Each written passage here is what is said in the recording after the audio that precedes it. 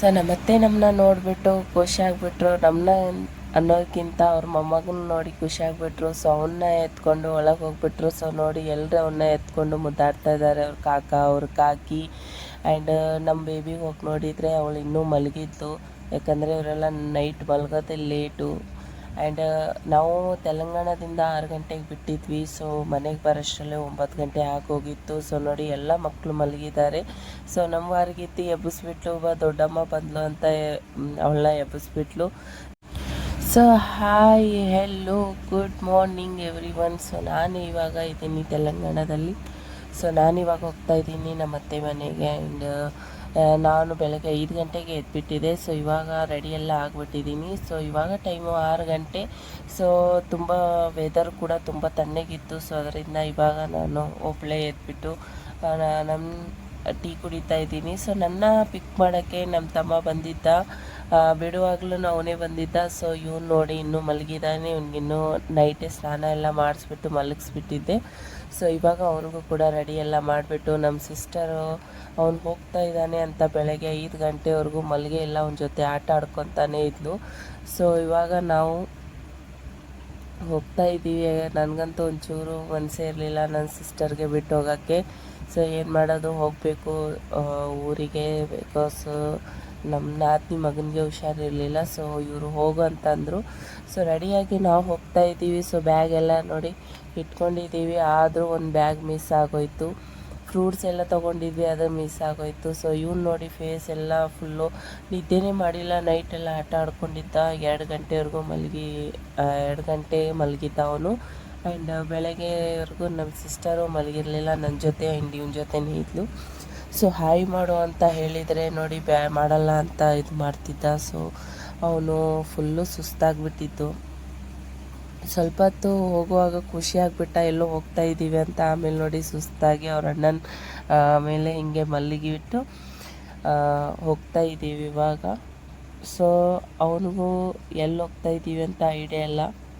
So ಅಲ್ಲಿ ಹೋದ್ಮೇಲೆ surprise ಆಗ್ತಾನೆ, ಅವ್ರ ಅಜ್ಜಿ ಮನೆಗೆ ಹೋಗ್ತಾ ಇದ್ದೀವಿ ಅಂತ. ಸೊ ತೆಲಂಗಾಣದಿಂದ ನಮ್ಮದು ಕರ್ನಾಟಕ ಅಂದರೆ ನಮ್ಮೂರಿಗೆ ಒಂದು 3 hours 2.5 hours ಆಗುತ್ತೆ. ಸೊ ನೋಡಿ ಎಲ್ಲರೂ ಕೆಲಸಕ್ಕೆ ಕೆಲಸಕ್ಕೆ ಹೋಗ್ತಾ ಇದ್ದಾರೆ. ನೋಡಿ ಸಿಟಿಯಲ್ಲೆಲ್ಲ ಬೆಳಗ್ಗೆ ಆದರೆ ಮಧ್ಯಾಹ್ನ ಆದರೆ ನೈಟ್ ಆದರೆ ಡ್ಯೂಟಿಗೆ ಓಡ್ತಾ ಇರ್ತಾರೆ. ಸೊ ನಮ್ಮ ಬೆಂಗಳೂರಲ್ಲೂ ಅಷ್ಟೇ ಅಲ್ವಾ, ಎಲ್ಲರೂ ಡ್ಯೂಟಿ ಅಂತ ಹೋಗ್ತಾ ಇರ್ತಾರೆ. ಒಂದು ಟೈಮಲ್ಲಿ ನಾವು ಇದ್ವಿ. ಇವಾಗ ಬೇಬಿ ಆದಮೇಲೆ ನಾವು ಮನೆಯಲ್ಲಿದ್ದೀವಿ. ಇವಾಗ ಏನು ಮಾಡೋಕ್ಕಾಗಲ್ಲ. ಸೊ ವೆದರ್ ನೋಡಿ ಎಷ್ಟು ತಣ್ಣಗಾಗಿತ್ತು ಅಂತಂದರೆ, ನಾವು ಬೆಳಗ್ಗೆ ಏನಕ್ಕೆ ಇಷ್ಟು ಬೇಗ ಎದ್ದು ಹೋಗಿದ್ವಿ ಅಂತಂದರೆ, ನಮ್ಮ ತಮ್ಮನಿಗೆ 9 ಗಂಟೆಗೇನೋ 10 ಗಂಟೆಗೆ ಅವ್ನು ಡ್ಯೂಟಿಗೆ ಹೋಗಬೇಕು.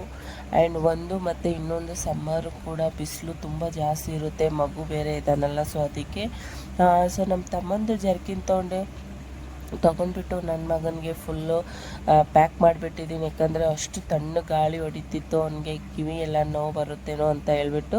ಸೊ ಅವ್ನು ಜರ್ಕಿನ್ ತೊಗೊಂಡು ನೋಡಿ ಅವ್ನ ಕಿವಿ ಎಲ್ಲ ಕವರ್ ಮಾಡಿಬಿಟ್ಟಿದ್ದೀನಿ. ಅವ್ನು ನೋಡಿ ಎಷ್ಟು ಚೆನ್ನಾಗಿ ನೋಡ್ತಿದ್ದಾನೆ. ನಿಮಗೂ ಕೂಡ ಫೇಸ್ ತೋರಿಸ್ತೀನಿ ಅವನದು. ನೋಡಿ ಅವ್ನು ಎಷ್ಟು ಚೆನ್ನಾಗಿ ನೋಡ್ಕೊಂಡು ಕೂತ್ಕೊಂಡಿದ್ದಾನೆ. ಮಲಗು ಅಂತಂದರೆ ಮಲಗ್ತಾ ಇರಲಿಲ್ಲ. ಬೆಳಗ್ಗೆ ಕೂಡ ಬೇಗ ಎಬ್ಬಿಸ್ಬಿಟ್ರು ಅವ್ರನ್ನ.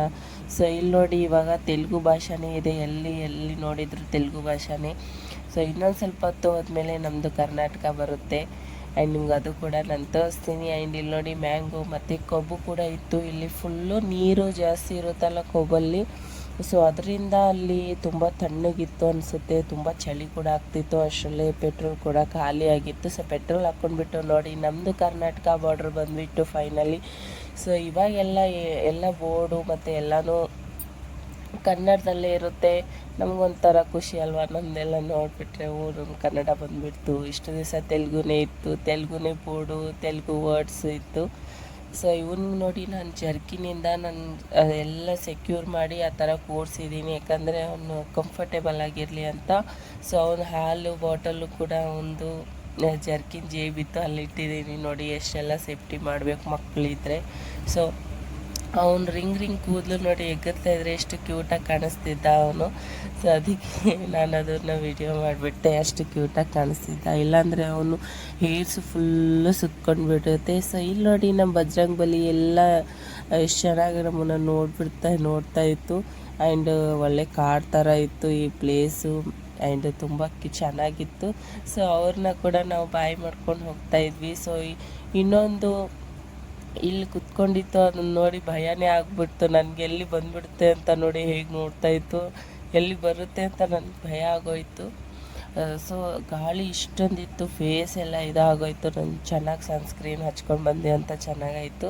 ಆ್ಯಂಡ್ ಇದು ನನ್ನ ಫೇವ್ರೆಟ್ ಪ್ಲೇಸ್ ನೋಡಿ. ಇಲ್ಲಿ ಇಷ್ಟು ಚೆನ್ನಾಗಿದೆ ರೋಡು. ಆ್ಯಂಡ್ ಇಲ್ಲಿ ನೈಟ್ ಹೊತ್ತು ಬರೋದು ಸ್ವಲ್ಪ ಸೇಫ್ಟಿ ಇಲ್ಲ, ಯಾಕಂದರೆ ಇದು ಕಾಡ್ ಥರ ಇದೆ ಪ್ಲೇಸು ಫುಲ್ಲು. ಸೊ ನಾವು ಇಲ್ಲಿ ಇವಾಗ ಫೈನಲಿ ಇನ್ನೊಂದು ಅರ್ಧ ಹಾದಿಗೆ ಬಂದುಬಿಟ್ಟಿದ್ದೀವಿ. ಇನ್ನೇನು ಇಲ್ಲಿಂದ ಒಂದು 1 ಅವರ್ ಆಗುತ್ತೆ ಅನಿಸುತ್ತೆ ನಮ್ಮ ಊರಿಗೆ. ಸೊ ನೋಡಿ ಎಷ್ಟು ಚೆನ್ನಾಗಿದೆ, ಇದು ಫುಲ್ಲು ಕಾಡಿದೆ. ಇಲ್ಲಿ ಎಲ್ಲ ಥರ ಹಣ್ಣು ಸಿಗುತ್ತೆ, ಸೀತಾಫಲೂ ಸಿಗುತ್ತೆ ಇಲ್ಲಿ. ಸೀಸನಲ್ಲಿ ಎಲ್ಲ ಬಂದು ತೊಗೊಂಡು ಹೋಗ್ತಾರೆ, ಅಷ್ಟೊಂದು ಫ್ರೂಟ್ಸ್ ಇರುತ್ತೆ ಇಲ್ಲಿ. ಸೊ ನಮ್ಮ ತಮ್ಮ ಈ ಪ್ಲೇಸ್ ಬಂದ ತಕ್ಷಣ ಅಕ್ಕ ಈ ಪ್ಲೇಸ್ ಈ ಪ್ಲೇಸ್ ತುಂಬ ಚೆನ್ನಾಗಿ ಕಾಣಿಸುತ್ತೆ ಇವಾಗ ಅಂತಿದ್ದ.